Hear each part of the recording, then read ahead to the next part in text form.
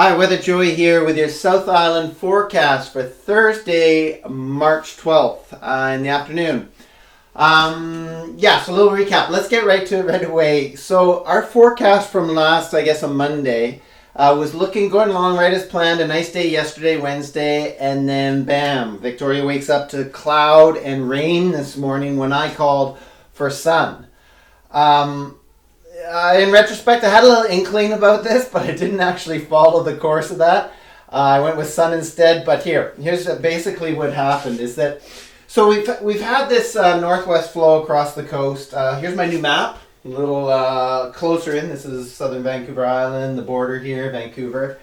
So basically, a northwest flow. So we've had this west-northwest flow pushing across the South Island this way. A northwest flow coming down in this overall northwest pattern. So this northwest flow coming down the Strait of Georgia.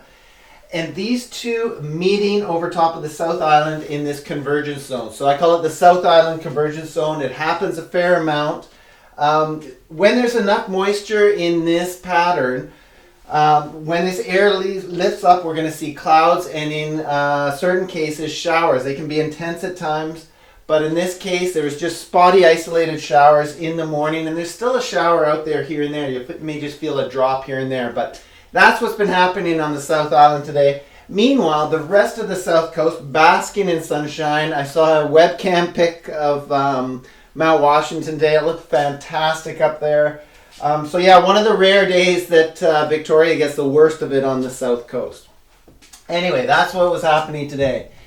Now, if we move on into tomorrow, we talked about before the big possibility, is the chance of snow tomorrow, Friday. So we're still in that chance of snow for tomorrow, but let's see how it's changed since the last forecast, because previously we had the low coming in here, developing off the coast of Haida Gwaii and taking a dive down the coast, which was kind of bringing us into this area of wow, we could get a lot of snow with this system.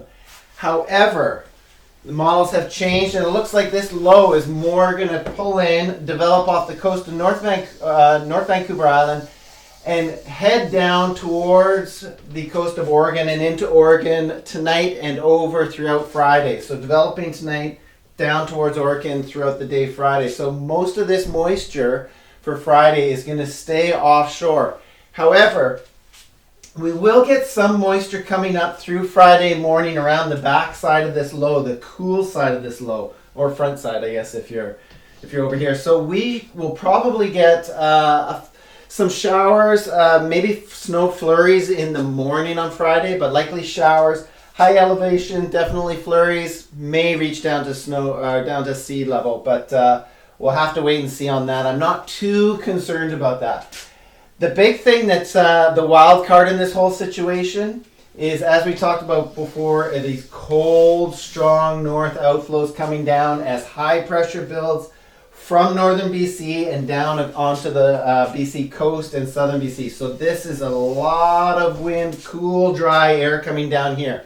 I'm concerned for Friday evening. Now, the models aren't calling for this, but what happens sometimes is that if there's enough moisture left down around here, as this wind, strong northeast outflows start ramping up on Friday afternoon into the evening, they come down the valley, across the South Island, and spill out of the Juan de Fuca Strait. Now, if they hit moisture there and raise it up, we could see significant snow flurries around the South Island.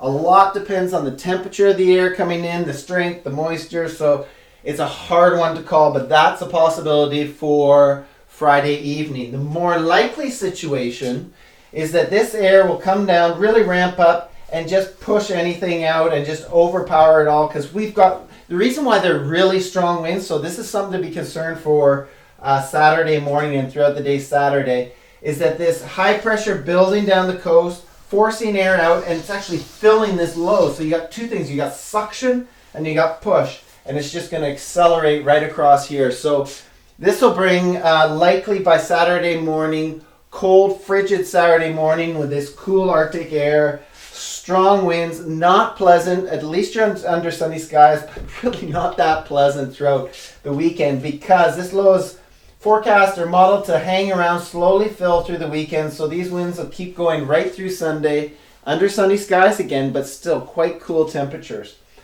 So that takes us through the weekend. As we get into the early part of next week, and actually really starting Sunday evening and into Monday, this low we talked about, that'll be filling. This high pressure will be building down onto the coast. We'll see winds start to ease Monday and even more into Tuesday, Wednesday. And that means that these clear skies will get some warmer daytime temperatures during the day as the air warms under this strengthening spring sun. So that'll be quite nice. Improving conditions for Monday, Tuesday, Wednesday. Not spring-like necessarily, but at least warmer, maybe up to 10 degrees during the day, whereas sometimes during the spring we see up to 15, sort of mid-teens under sunny skies. So yeah, if you're housebound, lots of chance to do housework, yard work around the house through midweek. Yeah, anyway, long term, as we get into long term. Oh, I also want to mention during this time, really nice stargazing. So the sun or the moon is setting, rising later and later in the night. So early evening, early night, we'll get lots of nice dark skies and good stargazing. And then as we look into the long term, we're looking at still a tendency for a fairly cool but dry northwest flow. So really no signs of spring so far. That can all change within a week or so, but right into next week, late next week, it looks like it's still going to remain fairly cool. Anyway, hope this helps out, and I guess I will say to wash your hands regularly. And as always, may the forecast be with you.